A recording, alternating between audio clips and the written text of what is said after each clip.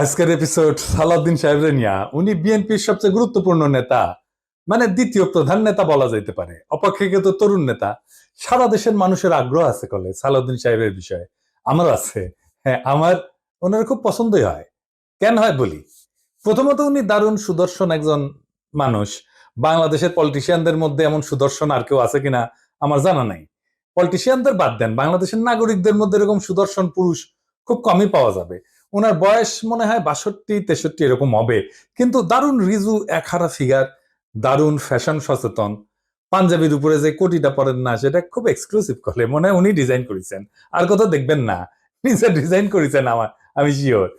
ভবিষ্যতে সালাউদ্দিন কোটি হিসেবে এটা পরিচিতি পাইতে পারে। এগুলো তো গেল প্রশংসার দিক, উনি রূপালী পর্দার সেলিব্রিটি হইলে এই কথাগুলো এনাফ ছিল। কিন্তু উনি রাজনীতিবিদ, বাংলাদেশের প্রধান দলের বলা যায় দ্বিতীয় প্রধান রাজনৈতিক ব্যক্তি। তাই উনার যে কোনো আচরণ, যে কোনো ইতিহাস আমরা একদম মাইক্রোস্কোপের নিচে ফেলা দেখব। আমরা উনার সাম্প্রতিক ঔদ্ধত্য নিয়ে শুরু করতে পারি। দেখেন, একটু লক্ষ্য করেন, সিনিয়রদের প্রতি ওনার ন্যূনতম একটা সম্মান বোধ নাই। এখনই যেন দলের মহা কিছু হয়ে গেছে, মঈন খানকে বক্তব্য দিতে থামাই দিল। পদত্যাগের ব্যাপারে আমরা লিখিত বক্তব্যে জানিয়েছি, আগেও জানিয়েছি। নিরাপত্তা উপদেষ্টা এবং আর দুইজন ছাত্র উপদেষ্টা যাদের কারণ আগেও জানিয়েছি। নিরাপত্তা উপদেষ্টা এবং আর দুইজন ছাত্র উপদেষ্টা যাদের কারণ আগেও জানিয়েছি। নিরাপত্তা উপদেষ্টা এবং আর দুইজন ছাত্র উপদেষ্টা যাদের কারণ। তারপরে মঈন খান বক্তব্য দিচ্ছেন, এটা ওনার সহ্য হইল না, উনি চলে গেলেন। দেখেছেন, দেখেন। যে তিনটি বিষয় নিয়ে আমরা কথা বলেছি আপনারা শুনেছেন, সংস্কার, বিচার এবং নির্বাচন। আমরা স্পষ্ট ভাষায় বলেছি যে উনার নিজের দলের সিনিয়রদের যিনি সম্মান দেন না, উনি দেশের সাধারণ মানুষকে সম্মান দিবেন কিভাবে?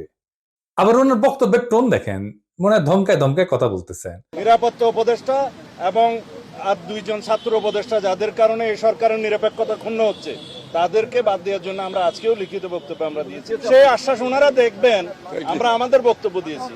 আবার পাশাপাশি আমির খসরু মাহমুদের বক্তব্য দেখেন, নম্র বিনয়ী ভাবে বলতেছেন, তাই না?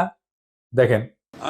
আমি একটু বলি, মূলত সংস্কার এবং বিচার, নির্বাচন, এই তিনটার উপর আলোচনা হয়েছে।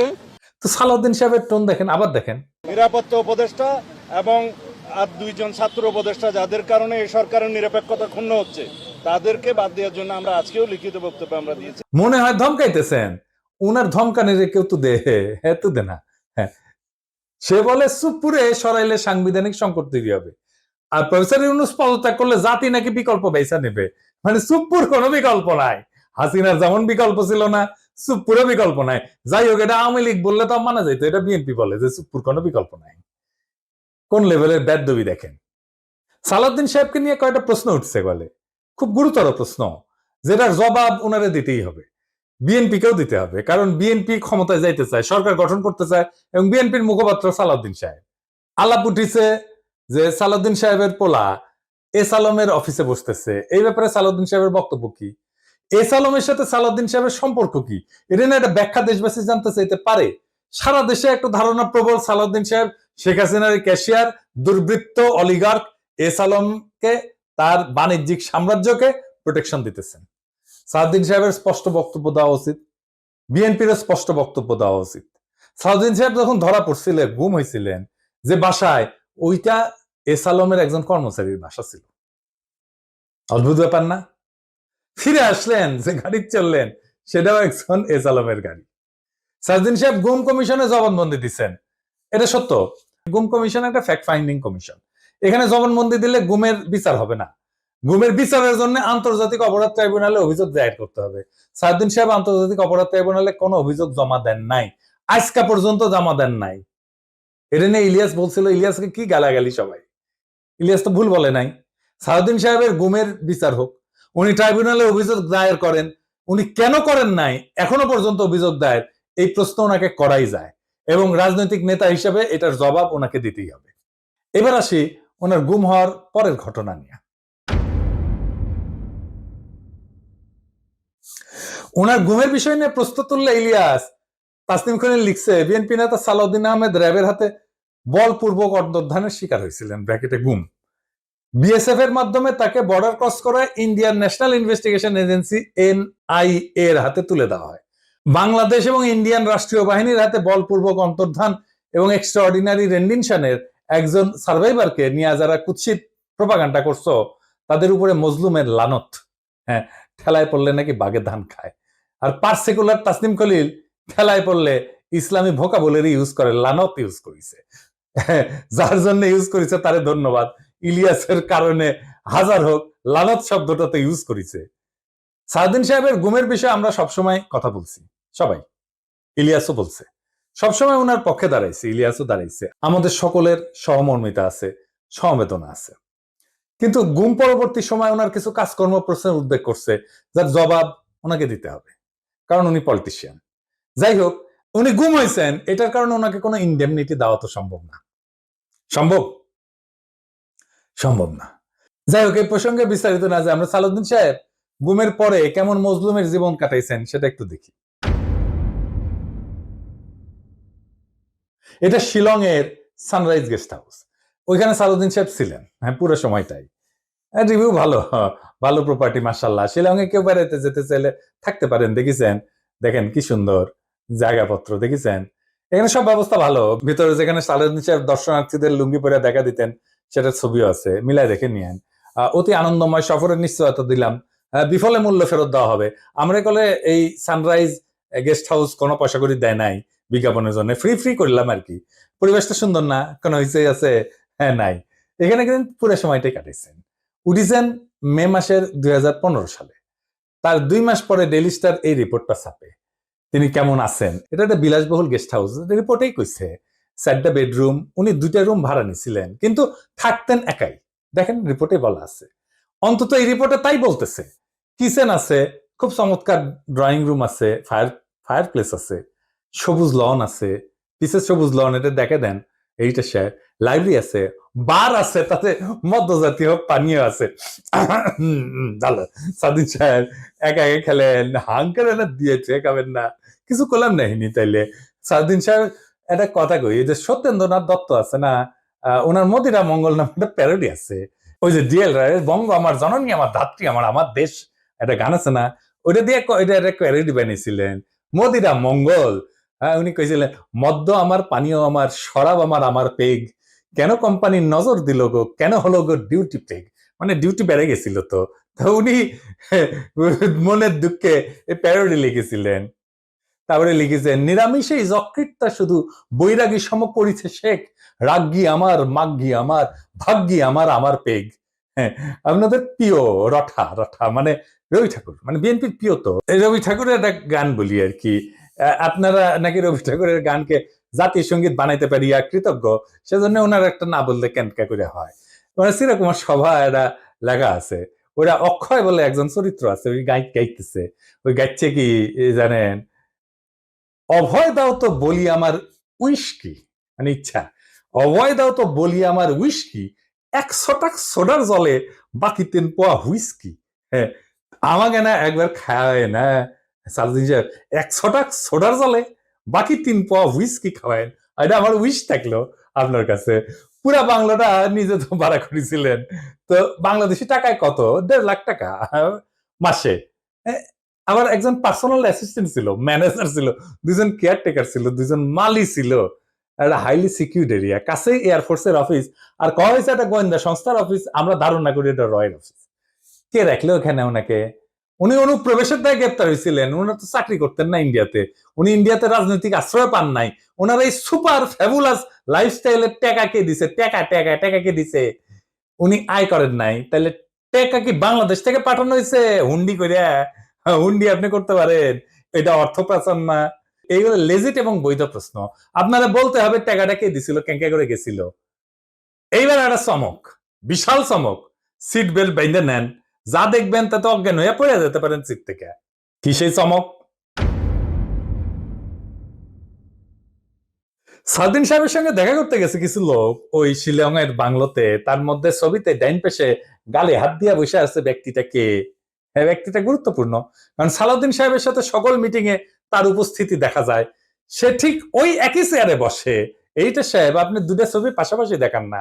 দেখেন দুই সময়ের ছবি কলে দেখা করতে এসছে, তারাও ভিন্ন কলে। হ্যাঁ, সাউদ্দিন সাহেব এক ছবিত লুঙ্গি পরে আছে আর এক ছবিত পায়জামা পরে আছে, দেখেছেন। কিন্তু ওই বান্দা ঠিকই একই আছে ওই চেয়ারে। কে সে জন তার নাম কি জানেন? তার নাম বিপ্লব পার্থ। চট্টগ্রামে তাকে সবাই চেনে, আওয়ামী লীগের একজন লেসপেন্সার, আওয়ামী লীগের একজন কর্মী এবং ভারতীয় এজেন্ট হিসেবে। আওয়ামী লীগের 15 বছর পুরোটা সময় দাপটের সাথে জীবনযাপন করে গেছেন।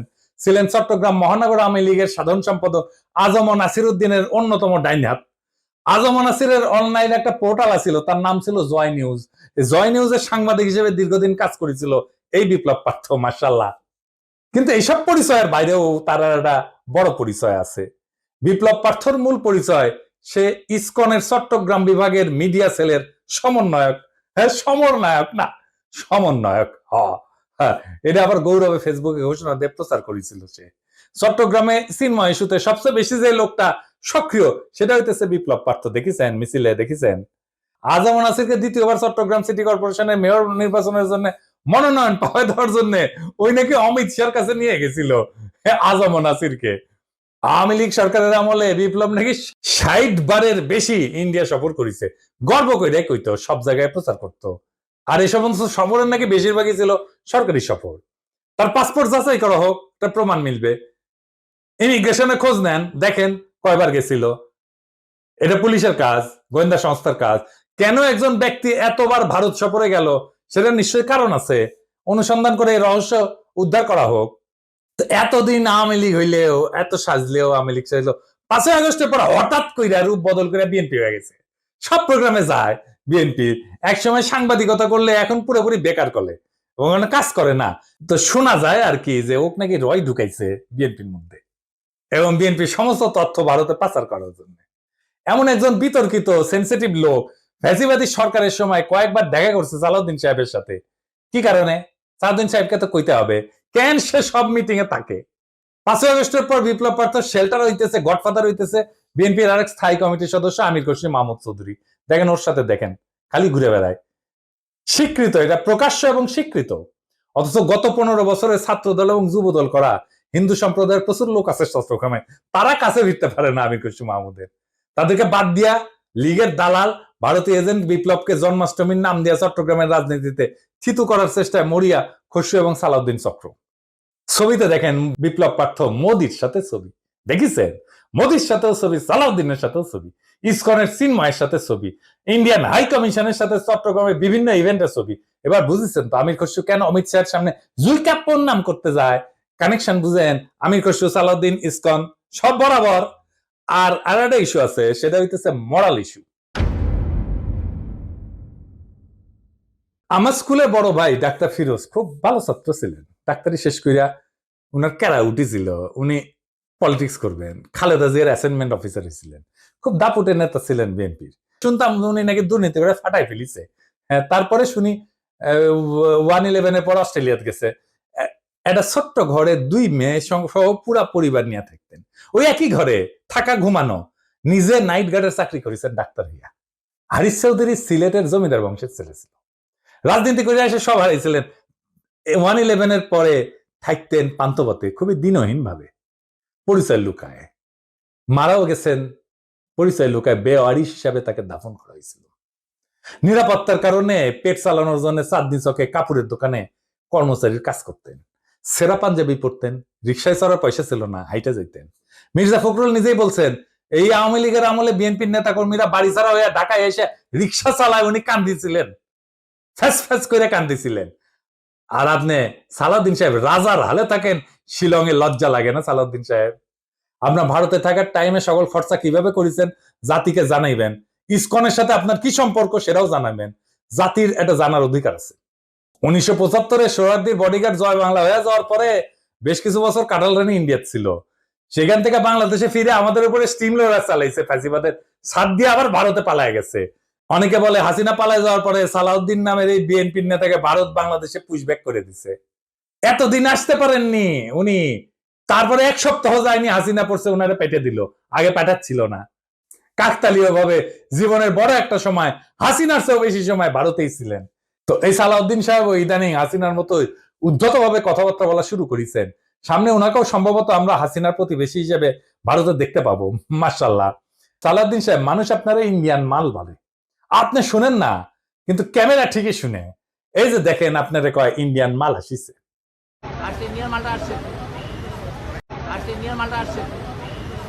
একজন নেতার চেহারা, পোশাক, স্টাইল, ফ্যাশন এ সমস্ত ইতিহাসের পাতায় জায়গা করে নেয় না।